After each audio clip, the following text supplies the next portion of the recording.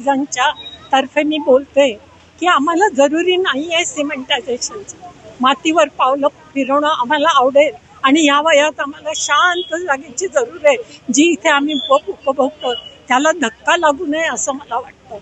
तर जंगलाचं जोपासन करतो तसंच तलावांचं पण आपण केलं पाहिजे आणि ही जागा राखीव ठेवली पाहिजे मुलांसाठी तसंच सिनियर सिटीजनसाठी पण. पण तेथील काही रहिवाशांनी तरी सहमती दर्शवली आहे. काही लोकांनी पत्रकार परिषद घेऊन याबद्दल विविध मुद्दे मांडले. याकडे कसं पाहता? त्यांनी जे सांगितलं त्यालाच आम्ही हे उत्तर देतो आहोत. किती जागा जोपासा आमच्यासाठी सिनियर सिटीजनसाठी तुम्ही एवढे काय काय फॅसिलिटीज देता, त्यात ही एक फॅसिलिटी राहू दे. आमच्याबरोबर हे तरुण लोक आणि ही छोटी मुलं त्याचा नक्कीच उपयोग घेतील चांगल्या प्रकारे. आणि हे बघा इकडे तुम्हाला दिसतंय कॉन्क्रीट जंगल झालेलं आहे. इथे एक आमची छोटीशी एक कावेसर लेक जी जागा आहे ती उरलेली आहे, ती एवढी सुंदर आहे. तुम्हाला का त्याला काय करायची जरूर आहे? ब्युटिफिकेशन तुम्ही कुठे करता? जिकडे जरूर असते, जिकडे काय घाण असते तिथे करता. इतकी सुंदर जागा आहे, त्याला काय कॉन्क्रिटायझेशन ब्युटिफिकेशन काय करायची जरूर आहे? बाकी इकडे हिरानंदानीमध्ये खूप गार्डन आहे, तुम्ही तिथे बसू शकता, तुम्ही खूप काय काय वॉक करू शकता, किती काय करायला सोय आहे. ही एकच आहे गार्डन जिकडे नैसर्गाची तुम्ही सगळे सुख भोगू शकता. तर कशाला तुम्हाला पाहिजे आणखीन काय करायची तिथे? ही सुंदर गोष्टी जी देवानी निर्माण केली आहे, जसं हिमालय पर्वत असो किंवा व्हॅली ऑफ फ्लावर्स असो, ते का आपण जास्त सुंदर करू शकतो का?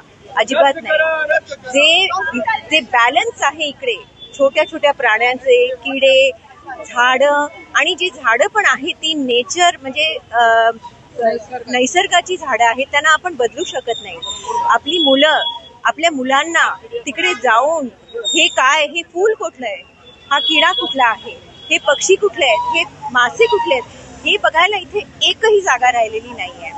आपल्या मनाच्या शांतीसाठी जर कुठे शांतपणे जाऊन बसायचं झालं तर मनाच्या शांतीसाठी बसायला आपल्याकडे जागा राहिली नाही आहे. सगळीकडे कॉन्क्रीट जंगल आहे. ही छोटीशी जागा आहे आपली, ती आपण सोडावी. आपल्या ह्या सगळ्या म्हणजे मला तरी वाटतं, मी लहान मुलांची डॉक्टर आहे म्हणून मला पुढच्या पिढीची खूप चिंता वाटते आहे. कुठेही काही जागा नाही जिथे मुलं शांतपणे नेचरपासून जे शिकू शकतात, ती एकच जागा राहिली, ती सोडावी असं माझं ठाम मत. महत्वाचे मुद्दे आहेत. एक म्हणजे सौंदर्यीकरण, च्या नावाखाली हे कॉन्क्रिटीकरण चालू आहे, पण मुळात सौंदर्यीकरण कशाचं करतात?